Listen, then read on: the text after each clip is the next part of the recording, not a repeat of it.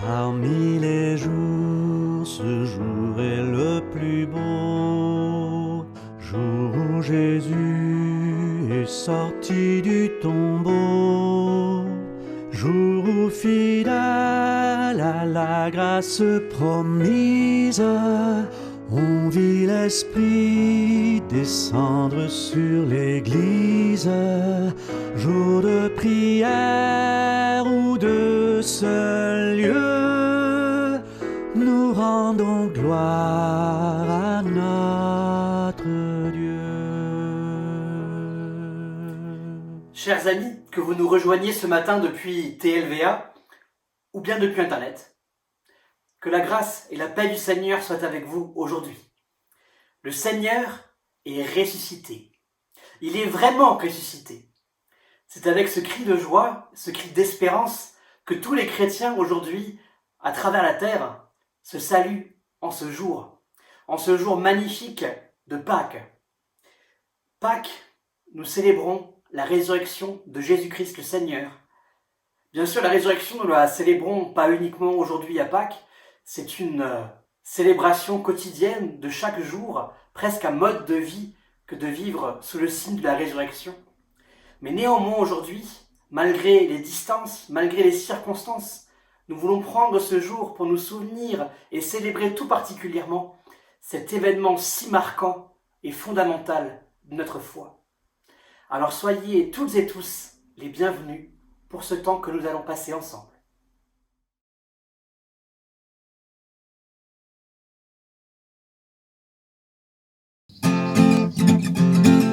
À toi la gloire,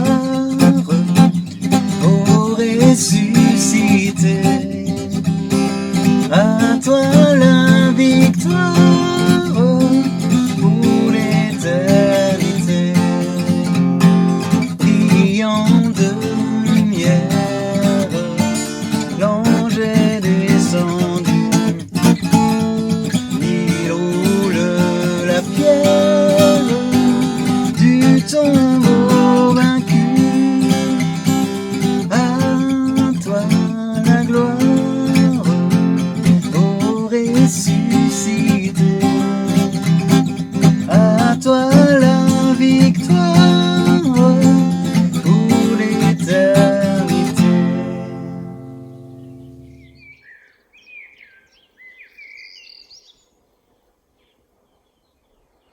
Nous lisons ce matin dans le psaume 118. Ma force et mon chant, c'est le Seigneur. Il est venu à mon secours. Des cris de joie et de délivrance remplissent les tentes des justes. La main droite du Seigneur agit avec force. La main droite du Seigneur est élevée. La main droite du Seigneur agit avec force. Je ne vais pas mourir, mais je vivrai, pour raconter ce que le Seigneur a fait. Le Seigneur m'a corrigé sévèrement, mais il ne m'a pas laissé mourir. Ouvrez-moi les portes réservées aux justes, et que j'entre pour louer le Seigneur. Voici la porte qui mène auprès du Seigneur, que les personnes qui sont justes entrent par là. Je te louerai, Seigneur, car tu m'as répondu. Tu es venu à mon secours. La pierre, dont les bâtisseurs ne voulaient pas, est maintenant la pierre d'angle. Cela vient du Seigneur. C'est une chose admirable à nos yeux. Ce jour de fête est l'œuvre du Seigneur. Crions notre joie, soyons dans l'allégresse.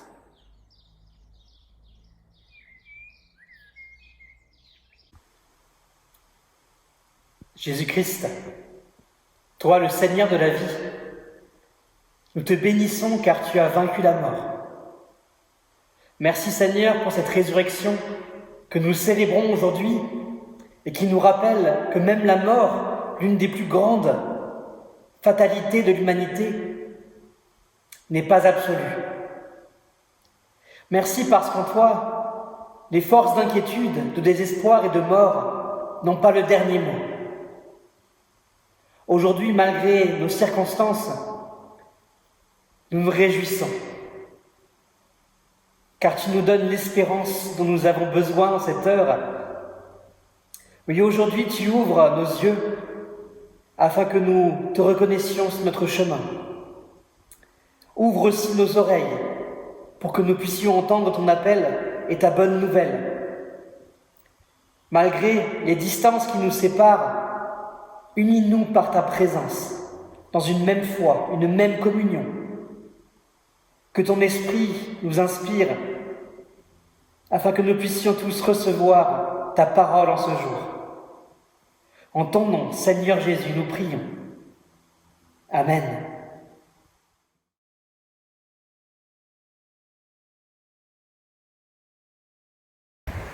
Moïse convoqua tous les anciens d'Israël et leur dit : Allez vous procurer des agneaux et des chevreaux pour vos familles, et égorgez-les pour la fête de la Pâque.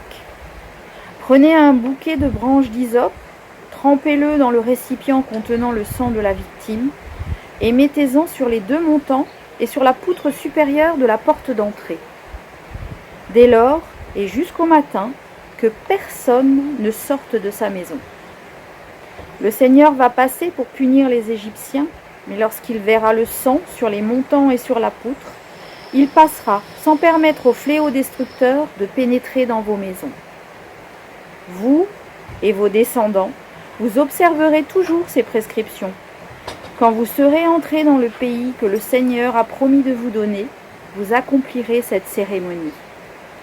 Si vos enfants vous demandent ce qu'elle signifie, vous leur répondrez : il s'agit du sacrifice à l'occasion de la Pâque pour le Seigneur, lui qui a passé au-dessus des maisons des Israélites en Égypte lorsqu'il punit les Égyptiens, mais qu'il épargna nos familles. Alors les Israélites s'inclinèrent jusqu'à terre pour adorer le Seigneur. Puis ils firent tout ce que le Seigneur avait ordonné à Moïse et à Aaron.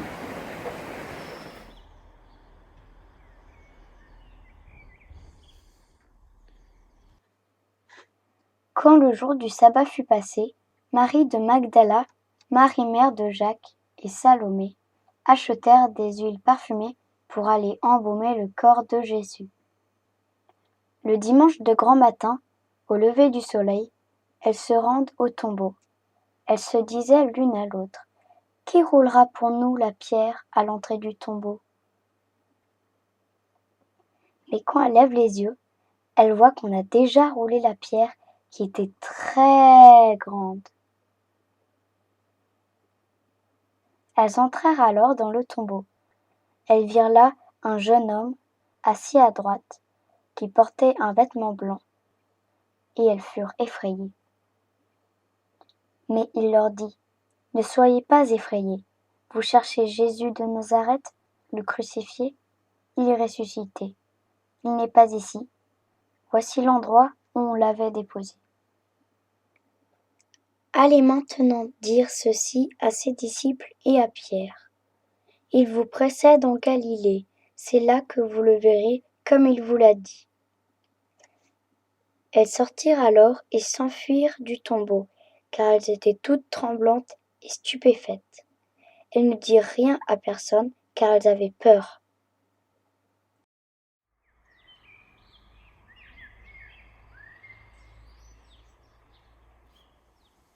Ces 2 textes qui ont été lus par Abigail et Annick sont fondamentaux pour comprendre ce que ça veut dire Pâques.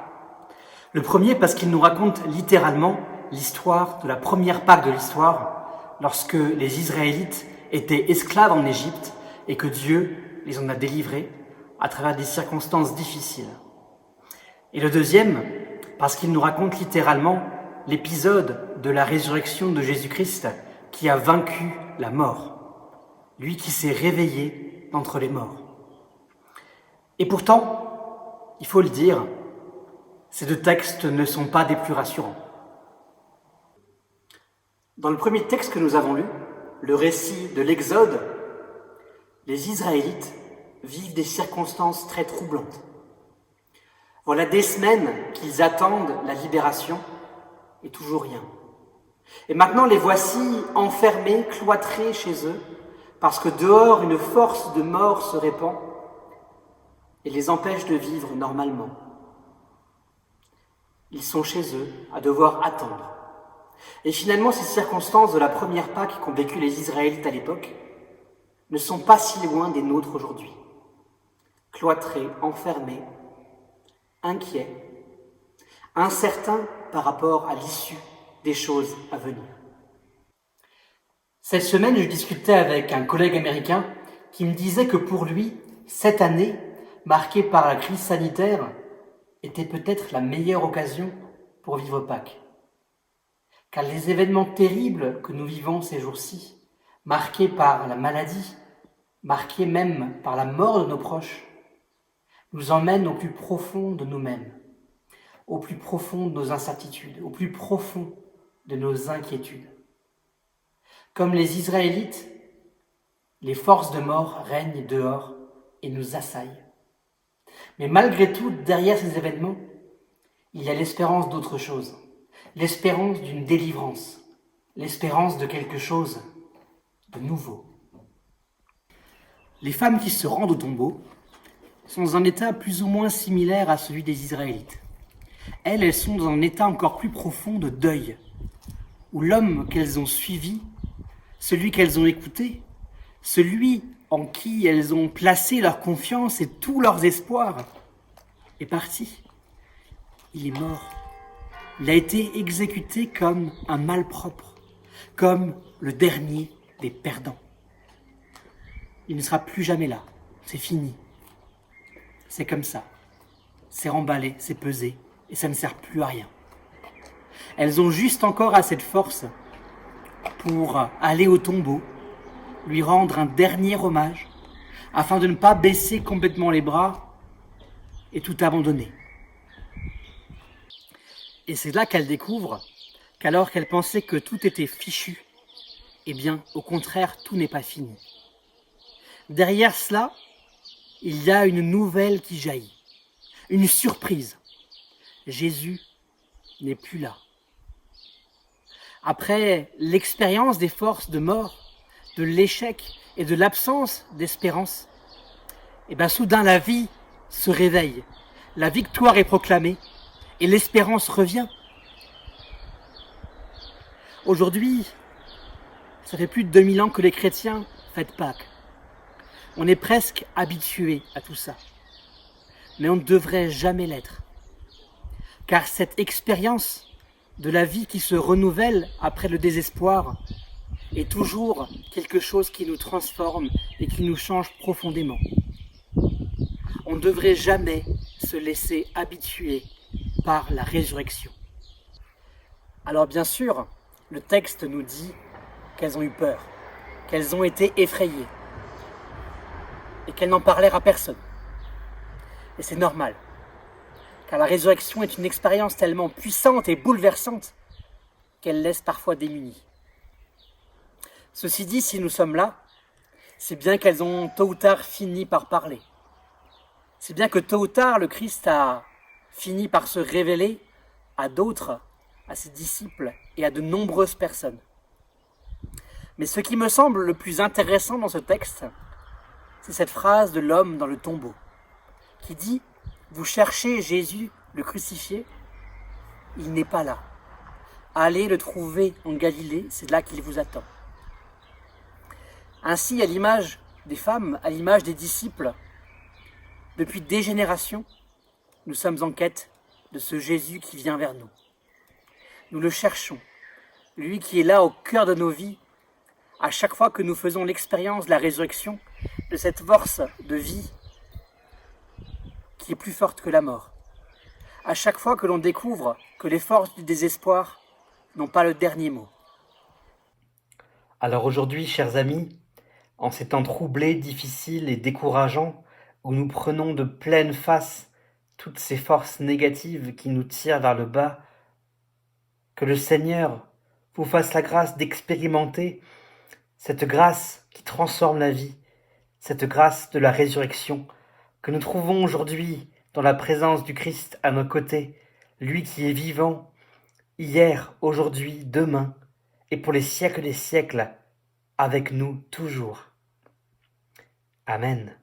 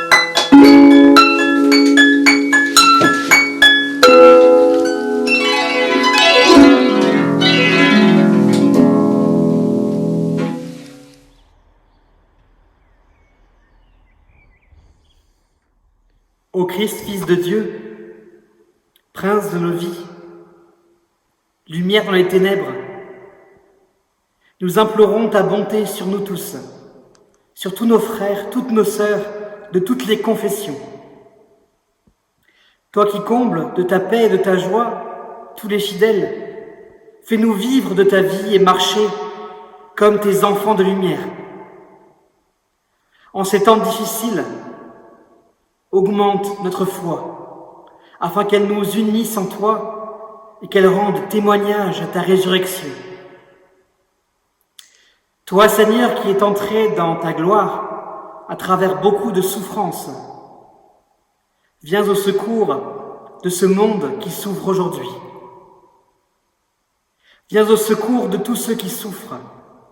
Selon ta promesse, change leur tristesse en joie. Console et redresse ceux qui sont accablés par le deuil. Fortifie ceux qui sont faibles et affermis ceux qui doutent. Déploie ta force de guérison en faveur de tous ceux qui sont malades, trop nombreux. Soutiens les anciens qui sont seuls, dont les forces diminuent et déclinent. Rassure ceux qui sont inquiets sur leur sort et accompagne aussi tous les invisibles de notre pays et de notre monde. Ceux qui œuvrent pour la survie de chacun, que ce soit le personnel soignant, les transporteurs, le personnel de caisse et tous les autres. Seigneur, garde-nous dans ta main en ces temps troublés. Toi que ton Fils nous a appelés à te dire, Père, notre Père qui es aux cieux, que ton nom soit sanctifié, que ton règne vienne, que ta volonté soit faite sur la terre comme au ciel. Donne-nous aujourd'hui notre pain de ce jour. Pardonne-nous nos offenses, comme nous pardonnons aussi à ceux qui nous ont offensés. Et ne nous laisse pas entrer en tentation, mais délivre-nous du mal, car c'est à toi qu'appartiennent le règne, la puissance et la gloire pour les siècles des siècles. Amen.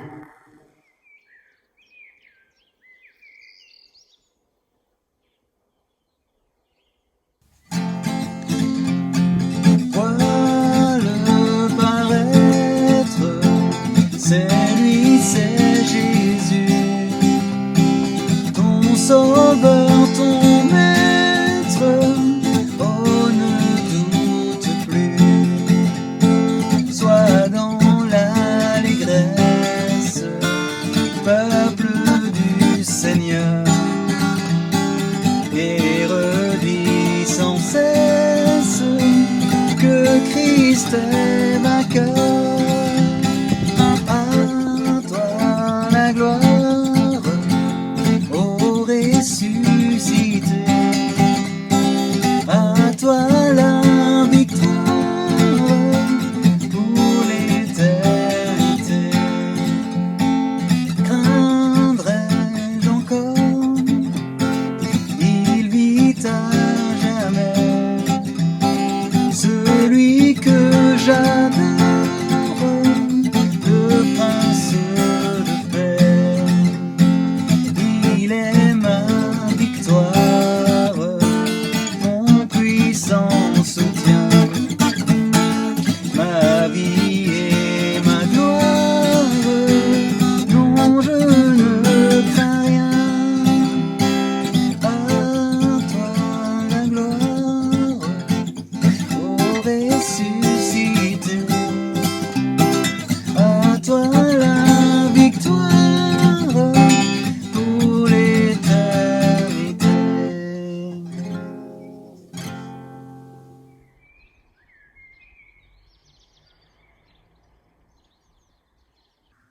Chers amis, c'est vrai.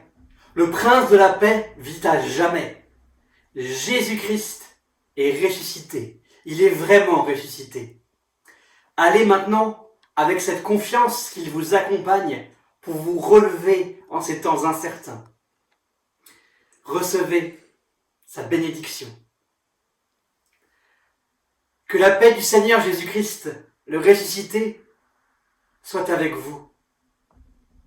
Où qu'il vous envoie, qu'il vous accompagne à travers le désert, qu'il vous protège à travers l'orage, qu'il vous conduise dans la joie à travers les merveilles qu'il place dans vos vies, et qu'il vous conduise dans cette joie jusqu'à notre porte à nouveau.